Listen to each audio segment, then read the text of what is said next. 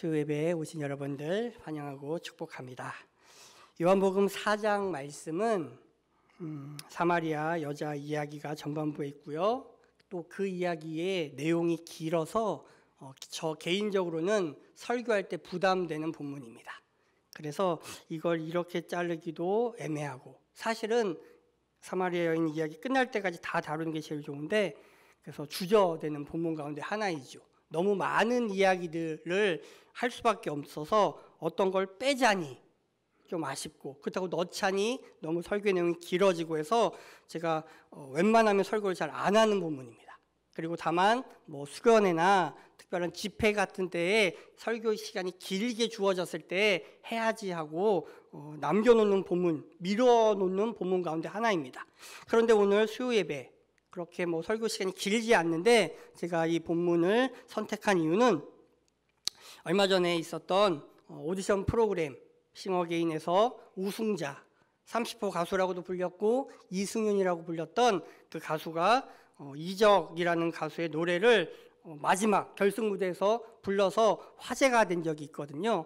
그 노래를 들으면서 그 영상을 보면서 많은 마음에 그런 울림, 감동이 있어서 그래, 내용은 좀 다를지라도 이 물에 관한 이야기 본문을 함께 나누고 싶다라는 그런 생각이 들어서 본문을 선택하게 됐습니다. 그래서 오늘 이 본문은 설교 제목이 물 좀 줘요입니다. 물 좀 줘요. 우리가 어떨 때 물 좀 달라고 합니까? 저는 이 설교 제목을 정하고 나서 집에서 이 얘기를 많이 했습니다. 특별히 아내에게 물 좀 줘요. 물 좀 줘요. 그러면 아내가 아니 당신이 먹지 왜 나한테 달라 그래? 그러면 제가 설교 제목이야 이렇게 은근슬쩍 피해가고, 그래도 아내는 또 마지못해 또 이렇게 물도 잘 따라주고 합니다. 그래서 이 얘기를 꼭 설교 시간에 하라고, 자신은 이렇게 남편에게 물도 잘 따라주는 현모양처이고 저는 가부장적인 아주 현대에 맞지 않는 남편임을 꼭 이야기하라고 했습니다. 이 물 달라는 이야기를 하면서 제가 생각해 봤습니다. 설교 제목은 물 좀 줘요였지만 사실 우리가 일상생활 가운데서 말할 때는 물 좀 주세요라고 이야기하죠. 그죠? 물 좀 줘요라는 것은 노래 가사 가운데 한 부분인데요. 노래 가사를 잠깐 한번 보여주시겠습니까? 이적의 물이라는 노래 제목의 노래 가사인데요. 제 마음을 이제 좀 움직였던 노래 가사는 마지막 부분쯤에 나오는 가사예요. 물론 중간에 반복되는 부분이 있는데요. 이렇게 시작됩니다. 붙잡을 사람이 필요해. 여보세요. 날 다시 일으켜 주세요. 물 좀 줘요. 목말라요. 내 머리가 흠뻑 젖게 해줘요. 난 그대 거예요. 라는 가사였습니다. 이 노래가 처음에 나오게 된 거는 가수 이적이 콘서트에서 물 마실 때마다 환호하는 팬들을 위해서 뭔가 응답하는 차원에서 만든 노래였습니다. 그리고 이 이승윤이라는 이 오디션 참가자는 여기서 이 물이라는 것에 꿈 또는 노래로 상징해서 관객들이 들어줬으면 좋겠다라고 이야기했습니다. 그런데요, 이 물이라는 이 상징하는 것이 저에게 있어서는 오늘 이 요한복음 4장의 사마리아 여인과 예수님과의 만남에서 나오는 생수를 떠올렸습니다. 갈급해하고 갈증나는 것들을 통하여서 다가가셨던 그 예수님의 그 이야기와 또 목말라 했던 그 여인의 이야기가 오버랩되면서 이 설교를 준비하게 됐습니다. 이 노래는 그래서 많은 이들에게 오디션을 통해서 불려지게 되고 영상이 많이 보게 되었습니다. 또한 이것을 통해서 사람들이 다시 한번 자신들의 심령에 있는 갈급함, 갈증들에 대해서 생각해 보는 것들을 마련해 주었습니다.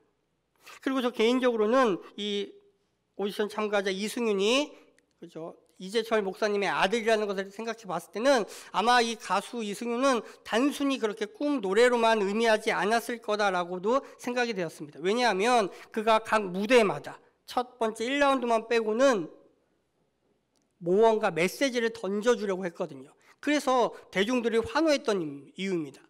실제로 노래 잘하는 걸로만 봐서는 훨씬 더 잘 부르는 가수가 많았습니다. 그런데 이 사람에게는 무엇인가 특별한 것이 있는데 그 중에 가장 대표적인 것들이 메시지를 던져두는 것이었고 마지막 무대에서 그가 가장 하고 싶었던 것들에 대해서 이야기했던 것이죠. 이렇게 설교 시작한 지 얼마 안 됐는데도 제가 목이 마릅니다. 그래서 물 한 잔 잠깐 먹겠습니다. 이 물을 마시면 잠깐의 갈증은 해소됩니다. 설교할 때마다 제가 느끼는 것은 이 갈증입니다. 왜 그런지 모르겠습니다. 이 앞에 서는 것이 결코 쉽지 않기 때문이겠죠. 그런데 이 물을 마셔도 또 마셔야 되고요. 그리고 계속해서 마셔야 됩니다. 잠깐의 갈증은 해결해 줄 수 있지만 계속해서 갈증을 해결해 줄 수는 없기 때문이죠.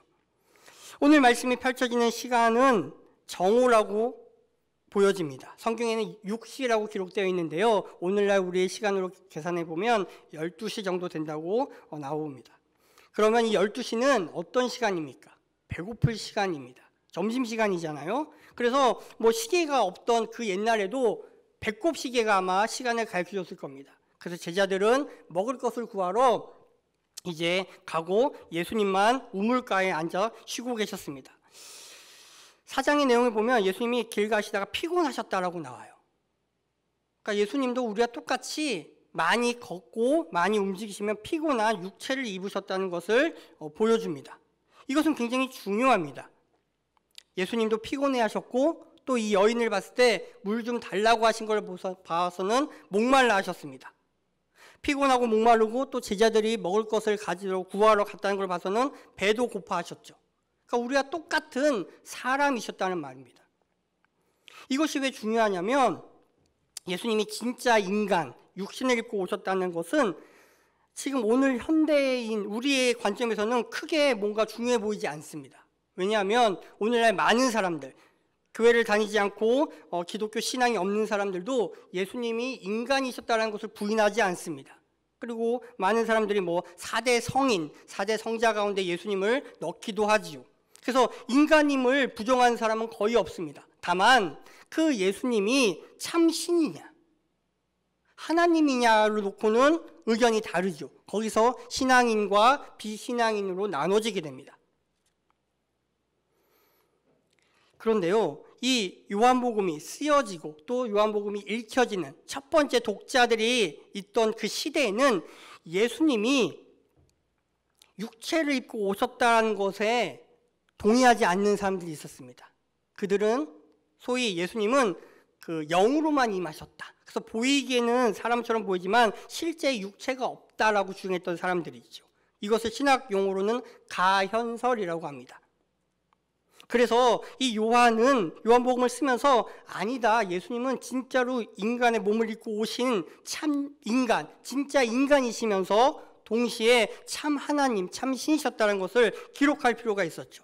그래서 요한복음 1장에서는 예수님의 그 하나님 되심, 말씀이신 그 예수님, 영이신 예수님에 대해서 이야기했다라면 오늘 4장에서는 인간으로 오신 예수님에 대해서 기록하고 있는 것이죠. 그러니까 예수님의 성육신 사건에 대해서 다시 한번 분명하게 기록하고 있는 것입니다. 이것이 우리가 예수님에 대한 분명한 이해의 밑바탕이 되는 것이죠. 예수님도 피곤하셨고 목마르셨고 배고프셨다. 진짜 인간이셨다. 그리고 동시에 참 하나님이셨다. 이것이 우리 신앙인들이 가지고 있어야 할 그런 기본적인 예수님에 대한 믿음입니다. 그런데 이 예수님만 피곤하고 목마르고 배고픈 게 아니고 이 여인도 목마른 존재였죠. 사람이니까요. 그래서 물을 길러 왔는데 그가 온 시간이 12시입니다.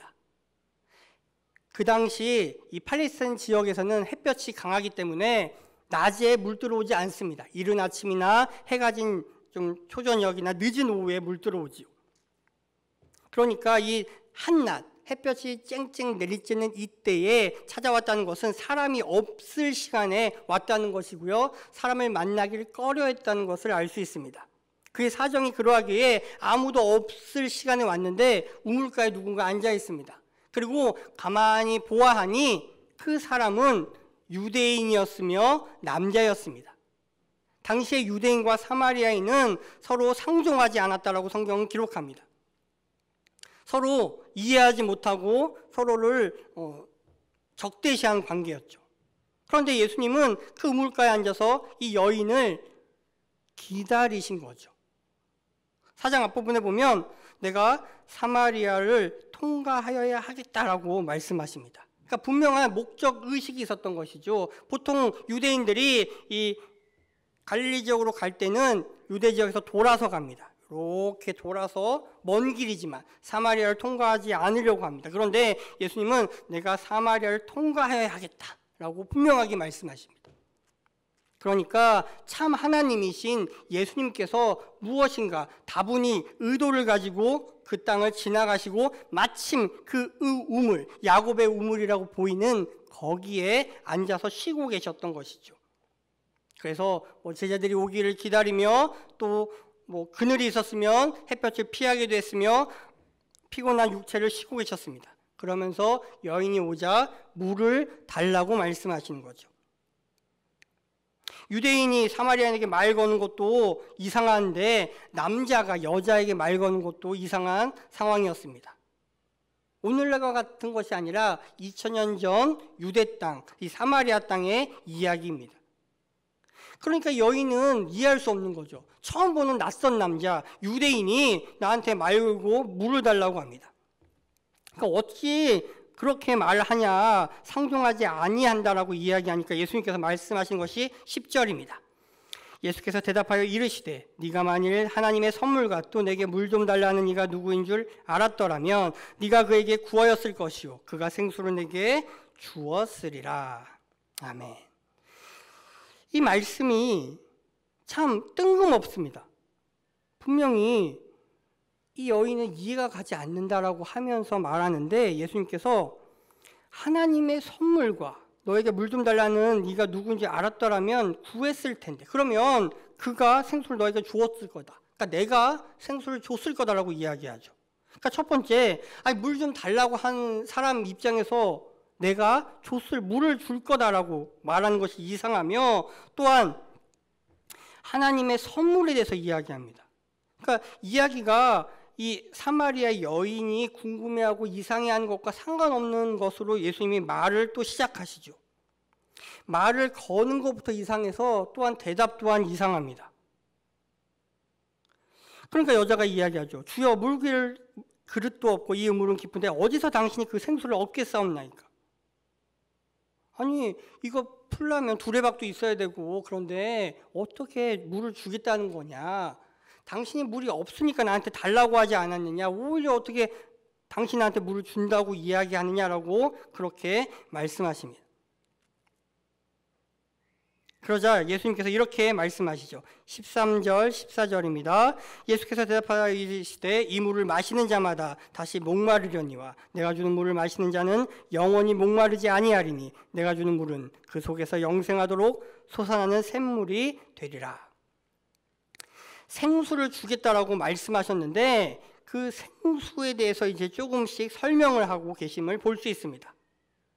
영원히 목마르지 아니하는 물을 내가 너에게 줄 거야 라고 말씀하시죠.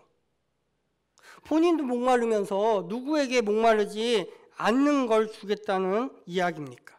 그러니까 예수님이 이야기하는 물과 이 여인이 이야기하고 있는 물이 다른 물임을 우리는 알 수 있습니다. 분명히 예수님이 접근할 때는 이 여인의 관심사, 물을 길르러 온 이 여인이 관심을 갖고 있는 물을 통해서 접근하셨지만 이내 곧 우리가 마시는 물이 아닌 영적인 물에 대해서 말씀하고 계시는 것이죠. 그래서 이 여인이 정말로 원하고 갈망하는 그 무엇인가를 터치하기 시작하십니다. 여기서 말하는 생수는 원어를 보면 이제 살아있는 물입니다. 그러니까 어떤 물이냐면 고여있는 물이 아니라 흐르고 있는 물을 의미합니다. 원어적으로는. 그러니까 이스라엘 사람들은 고여있는 물은 죽은 물이라고 생각했습니다.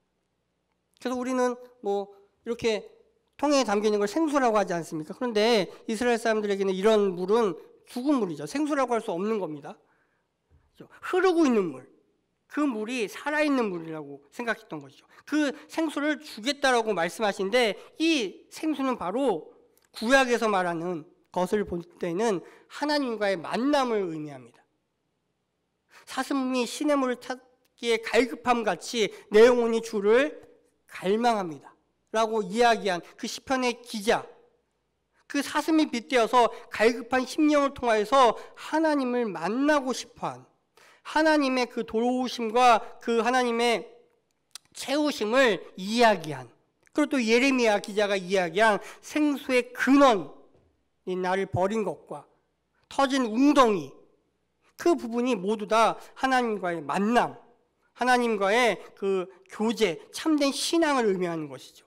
그러니까 무슨 이야기냐면 바로 생수를 준다는 이야기는 나 예수를 통하여서 하나님과의 만남이 가능하다는 것을 의미하는 것이죠. 예수님 지금 그것을 이야기하고 있습니다. 왜냐?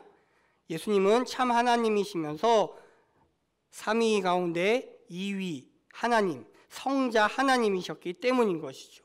예수님이 아니면 하나님으로 갈 수가 없기 때문에 내가 이 생수를 주겠다라고 말씀하신 것은 결국 하나님과의 만남으로 이어가게 할 것이며 곧 하나님인 나를 주겠다라고 말씀하신 것이죠. 또한 이 생수는 신약 성경에서는 계속해서 보면 요한복음에서 보면 성령을 상징합니다. 이 하나님과의 만남은 예수님을 통하여서 된다고 말씀드렸습니다. 동시에 예수님의 십자가 사건 이후에는 이제 예수님이 승천하시고 나서 성령님으로 말미암아 우리가 하나님께 나아갈 수 있게 되는 것이죠. 그러니까 나를 통해서 예수의 영이신 성령님을 선물로 주겠다라고 이야기합니다. 이것이 바로 하나님의 선물이고 생수의 의미입니다. 그러니까 예수님은 갑자기 굉장히 깊이 있는 영적인 이야기를 이 여인에게 하고 계신 것이며 그를 이 영적인 질문과 이 세계 가운데 초대하고 계십니다. 그러나 이러한 의미를 이 사마리아 여인이 알아차릴 리가 없죠. 그러니까 계속해서 이야기합니다. 15절입니다. 여자가 이르되 주여 그런 물을 내게 주사 목마르지도 않고 또 여기 물 기르러 오지도 않게 하옵소서라고 이야기합니다. 그러니까 예수님이 의미한 바를 정확히 캐치하지 못하였지만 영원히 목마르지 않게 하겠다. 영생하도록 솟아나는 샘물이 있다면 내가 그 물을 소유하고 싶습니다. 갖고 싶습니다라고 이야기하는 거죠. 왜요? 이 여인은 물을 안 먹을 수 없어서 우물가에 오기는 오지만 사람들을 만나기가 싫은 사람 아닙니까? 사람들과 부딪히기 싫었던 사람들입니다. 그러니까 여기 물 길러 오지도 않게 해달라고, 그리고 내가 목마르지 않으면 아예 뭐 상관없을 텐데 나는 목마른 존재이므로 여기 올 수밖에 없으니 당신이 이야기하는 그 생수, 영원토록 솟아나는 샘물, 영생하도록 솟아나는 샘물을 나에게 달라고 이야기하는 것이죠. 그러니까 무엇인지 정확히는 모르겠지만 아무튼 내에게 필요한 것임은 분명했습니다. 그래서 아주 신선하고 시원한 그 물만 있으면 나의 육적인 목마름, 그리고 나이가 겪게 되는 그런 관계의 어려움들을 조금이나마 피해가고 벗어날 수 있겠다 생각했던 것이죠. 많은 사람들이 이렇듯 이 여인처럼 척박하고 광야 같은 메마른 사막과 같은 시간을 보내고 있습니다. 저마다 가지고는 있지만 무엇인가 부족하게 느껴지죠. 갈급함이 있고 목마름이 있습니다. 어떤 사람은 지식에 갈급함이 있습니다. 어떤 사람은 재산에 갈급함이 있고요. 또 어떤 사람은 권력에, 명예에 갈급함이 있죠. 그것이 내 인생에만 있으면 내 인생에서 더 이상 아쉬울 것 없는 것만 같은 느낌. 부족함이 없으며 내가 그 누구 앞에서도 당당하게, 떳떳하게 자신 있게 나에 대해서 나타내고 보여주고 무엇인가 말할 수 있는데 내가 그 없는 것, 부족한 것, 그것 때문에 힘들어합니다. 그래서 그것을 찾아 나서지요. 이곳에 물이 있을까? 저곳에 물이 있을까? 그 우물가를 찾아 여기저기 기웃거립니다. 때로는 그 우물을 찾는 것에 실패할 때도 있고 때로는 찾습니다. 그래서 그 우물을 길러서 마십니다. 그러나 그 우물은 잠깐의 갈증만 해소시켜주죠. 곧 이내 더 큰 갈증이 우리를 사로잡습니다. 마치 목마를 때에 물을 마시지 않고 탄산음료를 마시면 잠깐은 입은 즐거울 수 있지만 더 큰 갈증이 우리를 찾아오는 것처럼 우리가 찾는 그 우물가에는 더 큰 갈증만이 있죠. 그리고 잠깐의 갈증만 해소시켜줍니다. 우리가 찾던 그 우물은 사실 우리 안에 이미 영원히 흐르고 있는 생명수로 있습니다. 언제? 우리가 예수님을 만났을 때, 예수님을 나의 구주로 영접했을 때 이미 우리 안에서 터져나오고 있습니다. 그런데 우리는 그것을 잊고 살아가고 있고 엉뚱한 우물을 찾아 날마다 헤매고 있지 않습니까? 마치 이 사마리아 여인이 이 우물가에서 자신의 문제를 해결받을 수 있을 거라고 생각했던 것처럼, 아니 예수님이 분명하게 말씀해 주심에도 불구하고 이해하지 못하고 받아들이지 못하고 계속해서 자신의 세계관과 자신의 생각 안에서 계속해서 답하는 것처럼, 요구하는 것처럼 우리도 그렇게 살고 있지는 않습니까? 저와 여러분들은 예수님을 믿는 사람이며 하나님을 만난 사람들입니다. 그런데 우리에게도 이러한 갈증과 갈망이 여전히 존재합니다. 왜 그럴까요? 분명히 우리 안에서 생명수로 터져나오는 것이 있는데, 이것은 그 누구도 막을 수도 없고 멈출 수도 없고 영원히 흐르고 있는데, 예수님으로부터 나온 이 생명수가 있는데도 불구하고 우리는 왜 갈증을 느끼는 것일까요? 그것에 대한 답을 우리는 16절과 17절, 18절에 찾아볼 수 있습니다. 16절은 이렇게 이야기합니다. 이르되 가서 내 남편을 불러오라. 다시 한번 예수님은 도약하십니다. 이야기가 또 어느 정도 흐름이 끊겼지만 또 예수님의 의도에 따라서 이해 진행되는 것 같다가 또 한번 도약하시죠. 물 얘기하다가, 샘물 얘기하다가 갑자기 남편을 불러오라고 이야기하십니다. 그러자 여자가 대답합니다. 나는 남편이 없나이다. 예수님께서 네가 남편이 없다는 말이 옳다 라고요. 어쩌면 이 여인이 이 우물가에 이 12시에 찾아온 이유는, 사람들을 만나기 꺼려했던 이유는 바로 이 남편의 문제였을런지도 모릅니다. 그가 이야기하죠. 아니, 예수님이 이를 말씀하십니다. 너에게 남편 5이 있었고 지금 있는 자도 내 남편이 아니니 네 말이 참되도다. 그러니까 5명의 남편이 있었는데 지금은 남편이 아는 사람과 살고 있다라고 예수님이 말씀하고 계시는 거죠. 아마 이 여인은 깜짝 놀랐을 겁니다. 처음에 나는 남편이 없다라고 이야기했을 때는 어쩌면 이것을 숨기려고 했을런지도 모릅니다. 그러나 모든 것을 꿰뚫어보고 계시는 그 예수님께서 말씀을 하시는 거죠. 뭐 오늘과 같이 SNS가 있던 시대가 아닙니다. 그 여인에 대해서 뒷조사해서 아는 것이 아닙니다. 바로 신적 존재이신 예수님께서 그것을 말씀하신 것이죠. 그러자 이 여인은 깜짝 놀랐겠죠. 그리고 여기에 예수님이 이 여인을 찾아온 이유가 있습니다. 바로 남편의 문제였습니다. 사실 이 여인과 이 5 남편과 현재 살고 있는 남자가 총 6명의 이 관계가 어떻게 되는지 성경이 자세히 이야기하고 있지 않습니다. 그래서 모릅니다. 하지만 추측해 보건대 아마 이 남편이 이 여인을 버렸든지, 아니면 죽어서 또다시 결혼을 했든지, 아니면 그 당시에 그 제도처럼 형이 죽으면 그 동생이 그 형수를 거두는 것처럼 뭐 이랬든지 알 수는 없지만 어찌했든지 간에 기구한 인생임에는 분명합니다. 한 명의 남자와 함께 가정을 이루고 살아가는 것이 일반적인 그 당시의 풍속이었다면 6명의 남자를 상대해야 했다는 것은 굉장히 인생이 정말 기구하고 파란만장한 인생이었음을 우리가 추측해 볼 수 있죠. 그리고 동시에 그것은 이 여인이 그 당시에 살기 위해서 어쩔 수 없는 선택일 수도 있습니다. 오늘과 같은 시대가 아니라 2000년 전에 이 이스라엘 땅에서 여자 혼자 삶을 살아간다는 것은 거의 불가능에 가까운 일입니다. 남자가 있어야 되는 시대였던 것이죠.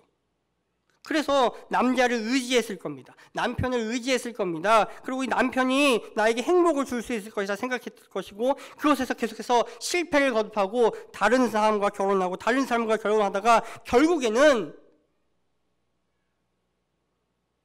남편이 아닌 자와 그런 삶을 꾸리고 있다는 것이죠. 그러니까 이거에 대해서 예수님은 분명하게 지적하고 있는 것이죠.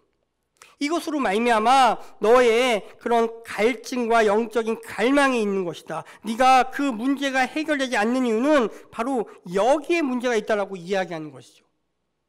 굉장히 수치스럽고 삶의 문제로서 힘든 부분이었을 겁니다. 그러나 예수님은 그 여인에게 분명히 다시 한번 지적해 주는 부분이죠. 마치 이 사마리아의 이 혼혈로 말미암아 더욱더 우상을 섬겼던 이 사마리아인 사람들의 그런 죄를 지적하듯이 영적 간음을 한 것을 지적하듯이 너의 생활도 이것이 하나님이 기뻐하는 삶이 아니라는 것을 이야기하는 고입니다. 그러니까 아까 생수가 뭐라고 했습니까? 구약의 이미지에서 하나님과의 만남이라고 이야기했습니다. 그죠? 하나님과의 그런 깊이 있는 사귐과 교제인데 그것이 제대로 안 됩니다. 왜요? 영적인 죄, 영적인 간음 때문에 이것이 깨져버린 것이죠. 그러니까 영적인 갈증이 있고 갈망이 있을 수밖에 없다는 것이죠. 예수님이 그것을 지적하셨습니다.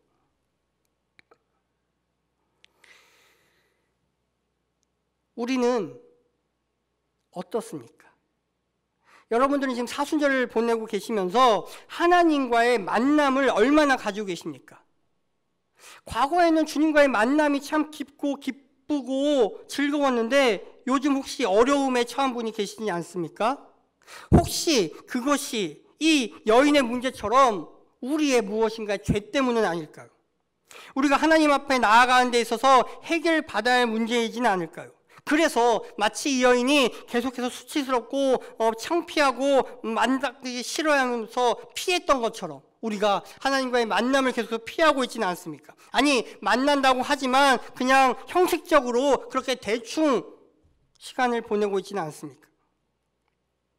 이 문제가 해결돼야 우리 안에서 영원토록 그 마르지 않는 그 생수를 우리가 온전히 마시고 느낄 수 있다는 것이죠.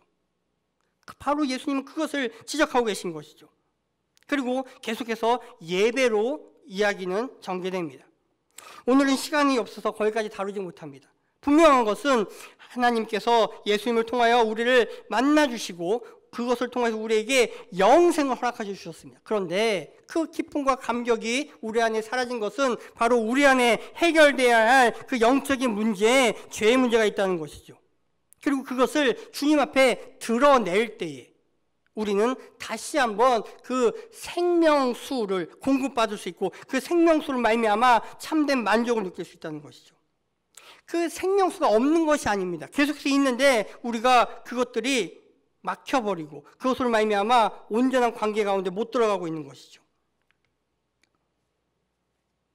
영적인 목마름, 그것을 우리는 해결해야 된다는 것이죠. 예수님이 목 말라서 물 달라고 하셨습니다. 그리고 이 여인도 목이 말라서 예수님께 물 달라고 했습니다. 다시 물 길어지지 않아도 될 만큼의 그 물을 주십시오 이야기했죠. 그리고 이야기는 이렇게 진행해 갑니다. 이 목말랐던 예수님이 또 한 번 목마른 시절이 있습니다. 그것은 바로 십자가상에서 목마르셨습니다.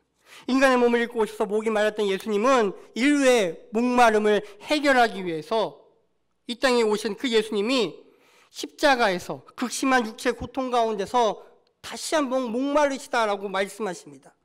그 목마름에도 물을 마시지 못하고 십자가를 지셨습니다. 저와 여러분의 그 목마름을 해결하기 위해서 주님의 목마름으로 우리의 목마름이 해결되었습니다. 우리의 영적인 갈급함이 주의 십자가 보혈로 말미암아 그 옆구리에 찔린 그곳에서 피와 물이 흘러내림으로 말미암아 해결되었습니다. 그 배에서 생수의 강이 흘러 우리에게 왔습니다. 그 성령님으로 말미암아 우리가 그 영적인 갈증이 해결될 수 있었습니다. 그래서 우리가 살 수 있는 겁니다. 우리가 살아있는 겁니다. 그래서 우리는 주님의 것입니다. 많은 사람들이 붙잡을 사람이 필요하다고 노래합니다. 날 다시 일으켜달라고. 그래서 정말로 우상과도 같은 것을 붙잡고 날 일으켜달라고 이야기합니다. 터진 웅덩이와 같은 것을 붙잡고 거기서 목마름을 해결하려고 합니다. 그리고 이야기합니다. 물 좀 줘요. 목말라요 라고 이야기하죠. 그러나 그 어떤 것도 우리의 영적인 목마름을 해결해 줄 수 없습니다. 오직 예수 그리스도 그 한 분이 허락하시는 그 생명수, 그 생수로 말미암아 우리의 목마름은 해결될 수 있습니다. 우리는 사순절을 보내고 있습니다. 이 사순절 기간에 살아있는 말씀이신 예수 그리스도와 기록된 말씀인 성경이 우리의 굶주리고 갈급한 영혼을 만족시켜 주실 것입니다. 그 자리로 나아가시기 바랍니다. 그리고 그 시간들을 위해 기도하십시오. 그때에 생수이신 그 성령님이 우리를 통하여서 하나님과의 만남, 주님과의 그 만남을 이루어 주실 것입니다. 주님께서는 오늘도 우리에게 말씀하십니다. 내게로 나아오라. 가까이 나아오라. 그래서 우리에게 다시 한번 사순절 기간을 허락하시고 그 십자가를 묵상하며 그 생명수, 우리를 향해 흘리신 그 보혈, 그 생수의 강이 흘러가기를, 그것을 느끼고 마시고 영원한 그 만족감에 잠기게 우리를 초대하고 계십니다. 생수의 근원이신 주님께 나아가시겠습니까? 오늘 이 말씀을 붙드십시오. 그리고 주여, 내가 그 물을 마시기를 원합니다. 나에게 허락하여 주시옵소서. 그 영생하도록 솟아나는 그 샘물에 내가 잠기게 하시옵소서. 라고 그렇게 다짐하며 나아가는 저와 여러분 되기를 바랍니다. 그리하여서 다시는 하나님과의 만남을 가로막는 그 죄, 그것에 굴복하는 것이 아니라 다시 일어서서 그 죄의 문제를 해결하고 다시 목마르지 않는 그 영혼의 만족을 누리는 저와 여러분 되기를 간절히 바랍니다.